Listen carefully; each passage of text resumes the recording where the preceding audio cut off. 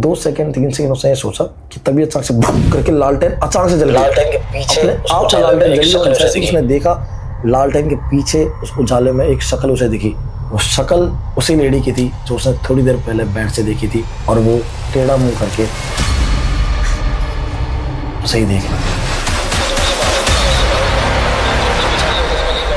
अंदर से खून बह रहा है। बाहर आओ ना, एक बार तो आओ, बाहर तो आओ, आ जाओ।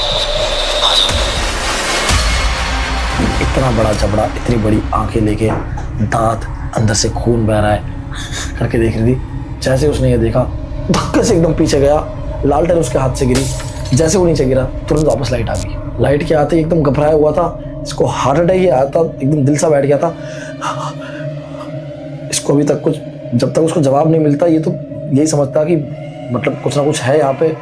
ये पागल हो जाता, कॉल करता, किसी को कुछ समझ नहीं आ रहा था, एक्सप्लेनेशन कुछ मिले उससे पहले तुरंत उसकी नज़र गई सामने दीवार पे। उसने देखा कि जो नज़र बट्टू था जो स्टार्ट में उसने हटाया था वो राक्षस से सिंधु का, वो सामने रखा हुआ था। इसने तुरंत अजम्पशन लगाया कि शायद ऐसा हो सकता है कि सामने ये जो राक्षस जैसा वो मैंने देख लिया, और मेरे दिमाग में जितनी कल्पनाएं बन रही है उसके हिसाब से मैंने ये सोच लिया कि यही वो राक्षस है, यही वो लेडी है जिसको मैं देख के डर गया अंधेरे में। क्योंकि रात अंधेरे में क्या आकृति, कोई भी आकृति होती है उसको हम अलग अलग शेप दे देते हैं अपने दिमाग में, तो मे भी ये हो सकता है। और उसने मान भी लिया कि ये का बच्चा मुंह जो बना रखा है इसको देख के मैं डर रहा हूँ, ये लेडी वेडी कुछ नहीं है। अरे यार फालतू में डर रहा था। यह बैठा साइड में, ये लिख रहा है अपना बुक, वो वापस लिखना स्टार्ट किया। बुक लिखने के लिए वापस ऐसे ही बैठा, लिख रहा था। एक लाइन लिखी और वापस लाइट भक। कहता यार हद हो गई है यार, पर इसने ठान लिया था कि मैं तो लिखूंगा। लालटेन अपनी जो उठा रखी थी, जल रही थी, उसको उठाई वापस रख। लालटेन बाय द वे गिरने के बाद भी फूटी नहीं थी, अच्छी बात है। लालटेन से साइड पे रखी, लिखते रहा। अब इतना पसीना आ रहा था इसको, इतना पसीना आ रहा था, ये ठंड के मौसम में भी ये बार बार यूं करके पसीना साइड में ऐसे डाल रहा है।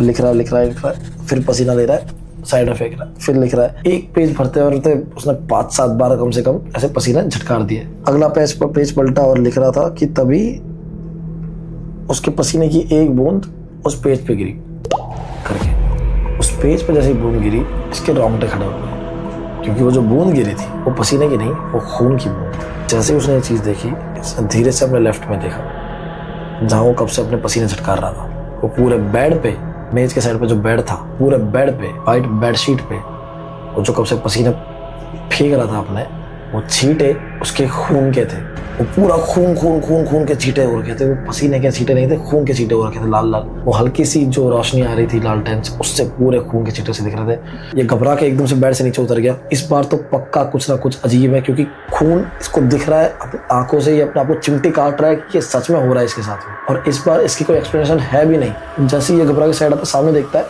सामने आईने में ये अपने आप को देख, लेकिन आईने में ये खुद नहीं है।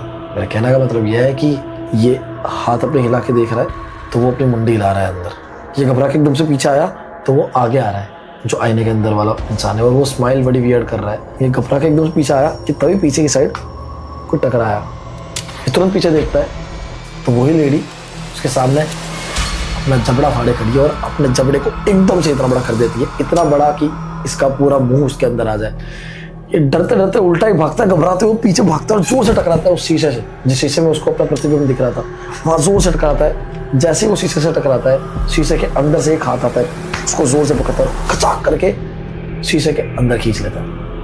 ये पूरा खिंचा जाता है शीशे के अंदर, और शीशे की अंदर की दुनिया में आके एकदम से आंख खोलता है। अब वो एक्चुअल दुनिया को देख पा रहा है बाहर,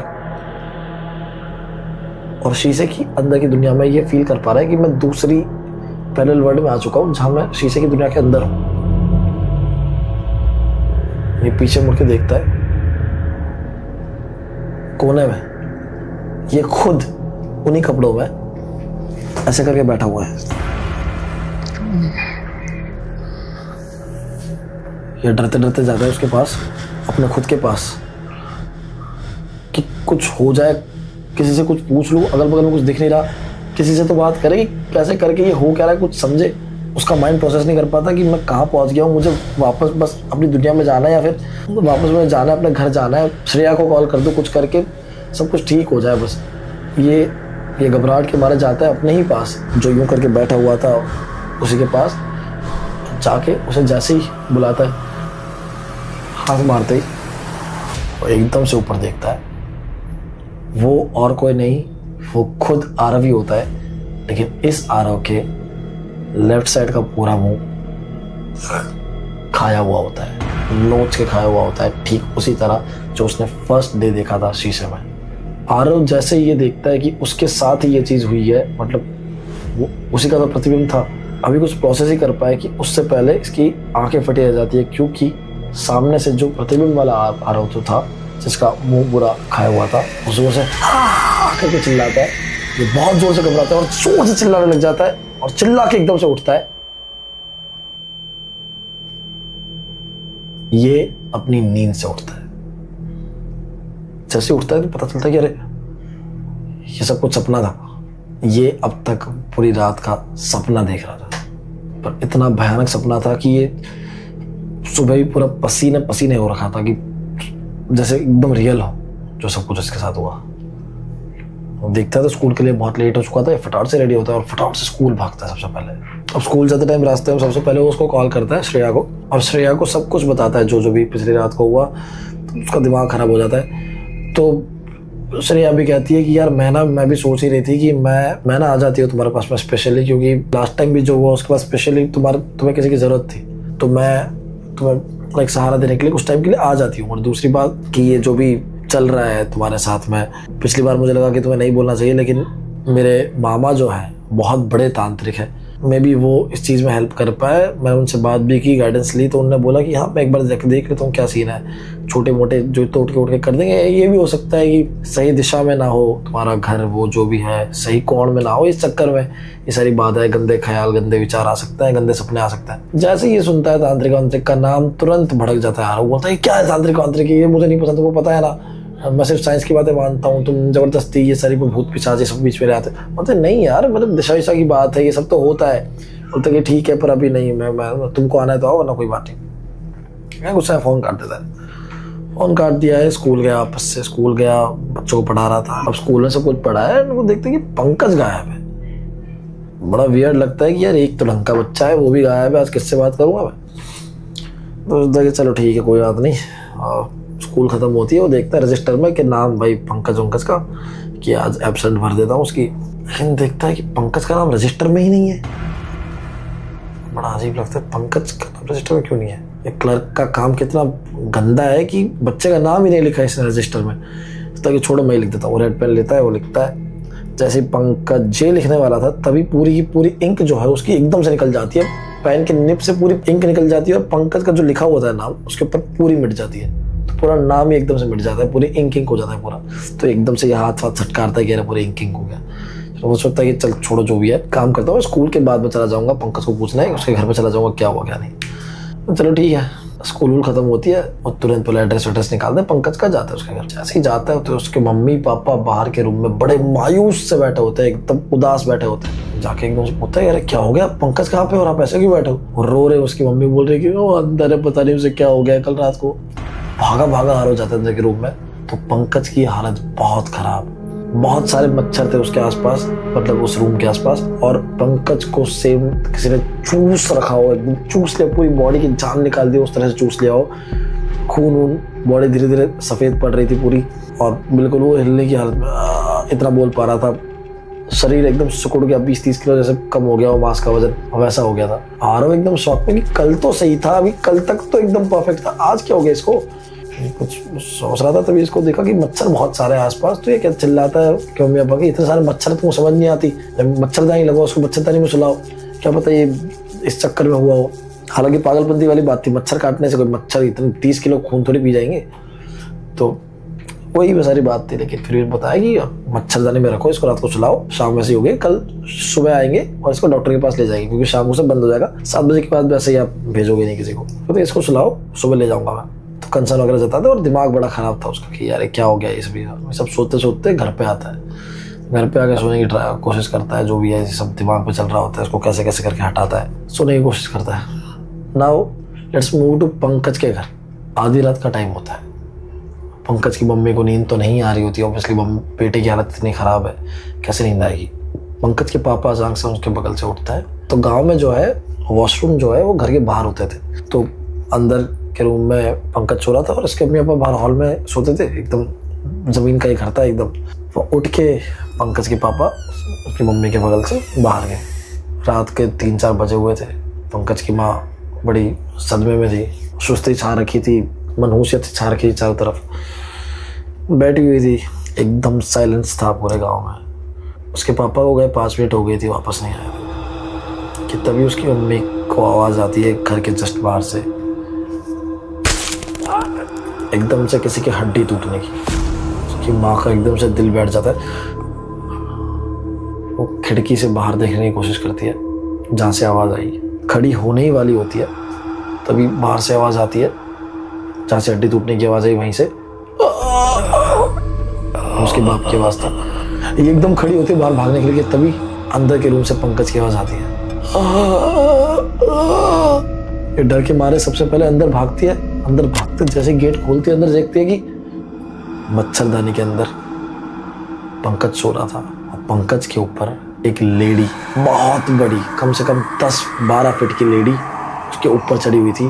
पंकज का एक साइड का पूरा शरीर खा चुकी थी, आधा शरीर बाकी पड़ा था उसका। मुश्किल से उसके मुंह से इतना निकल रहा था। वो उसका कंधा खा रही थी, अब लेफ्ट साइड का, राइट साइड का पूरा खा चुकी थी। अपनी आंखों से ये मंजर देख के, अपने बेटे को खाता हुआ देख के उसकी माँ के मुंह से जोर से चीख निकली, पंकज। जैसे वो पंकज चिल्लाई, लेडी एकदम से उसके सामने देखी। वो लेडी और कोई नहीं, वही लेडी थी, वही रक्त पिशाचनी थी, वही रक्त पिशाचनी जो आरव ने देखी थी मल्टीपल टाइम्स।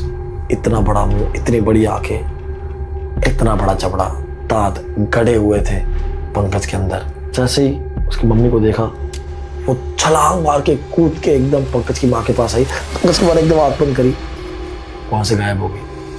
क्योंकि थियरीज के अकॉर्डिंग रक्त पिशाचनी लड़कियों की, लेडीज की जान नहीं लेती, उनका खून नहीं चूसती, सिर्फ मर्दों को खाती है। जैसे ये करके एकदम से हटाया, वो गायब हो गई।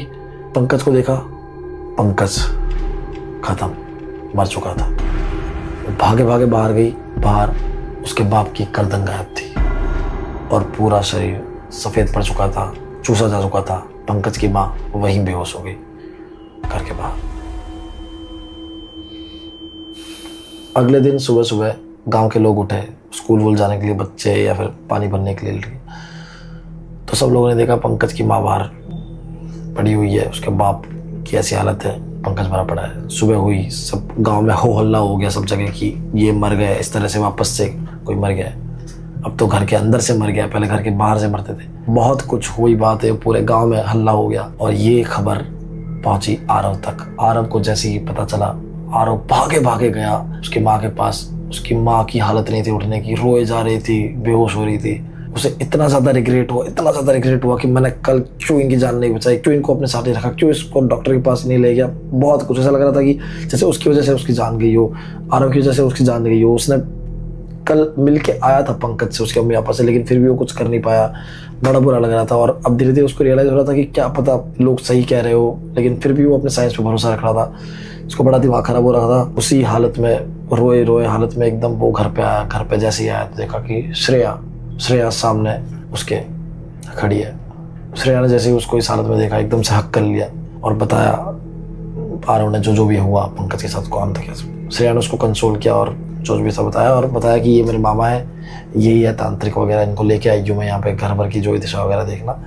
थोड़ा आरव को वियर्ड लगा, लेकिन उस हालत में कुछ बोला नहीं। उसने बोला कि चलो ठीक है, तुमको जो देखना देख लो। थोड़ा बहुत देर बातचीत करी, थोड़ा माहौल नॉर्मल किया। अब थोड़ा 1-आध घंटा रुक के आरव ने सोचा कि उसकी मम्मी जो बेहोश है पंकज की, उनका घर पे अब कोई नहीं बचा, उनको हॉस्पिटल लेके जाने वाला कौन है। तो आरव ने ये जिम्मा उठाया। आरव फटाफट से उठा और पंकज की माँ को लेके हॉस्पिटल ले जाने के लिए बताया श्रेया को कि मैं जाता हूँ। उन्होंने कहा चलो ठीक है, अब जाओ, ध्यान रखो, शाम को टाइम पे आ जाना। बोला ठीक है।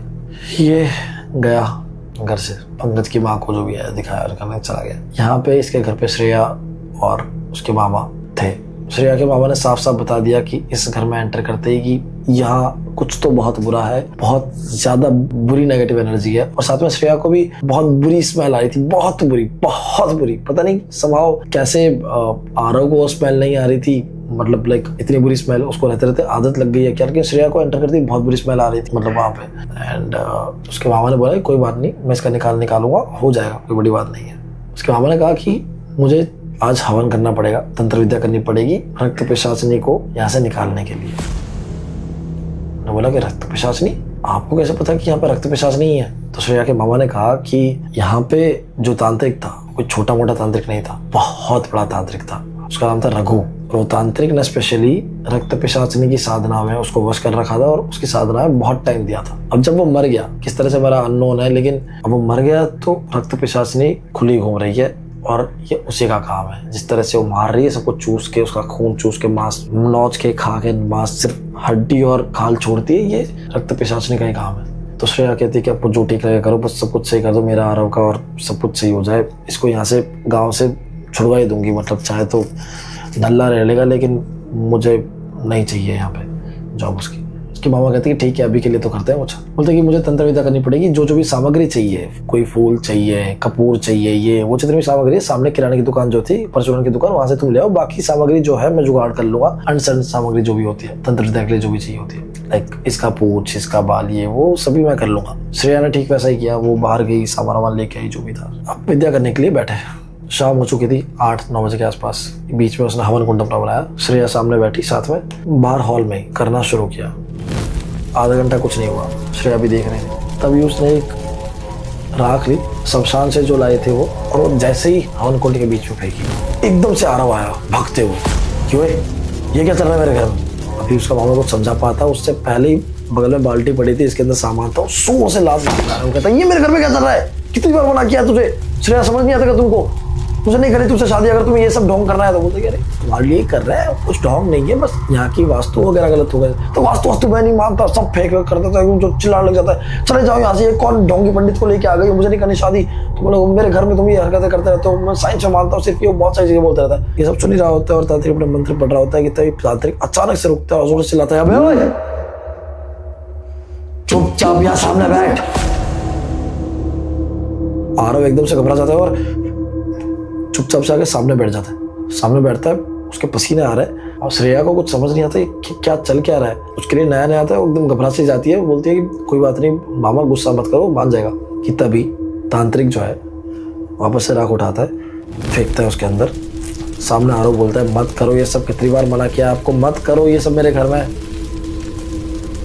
तांत्रिक बस ये बोलता है अच्छा ये बता रहा हूँ पंकज के साथ कल रात को क्या हुआ, उसके बाप के साथ। जैसे ही ये चीज बोलता है आरव एकदम से आंखें बड़ी बड़ी कर लेता है और श्रेया को देखने लग जाता है और कांपने लग जाता है। जैसे ही हरकत श्रेया देखती है वो घबरा सी जाती है, उसको दिल का धक्का सा पड़ता है, वो एकदम से पीछे हट रही होती है कि तभी ये फॉग टाइप की एक चीज होती है कांटे वाली, उठा के एकदम से आरव के गले में घोंक देता है।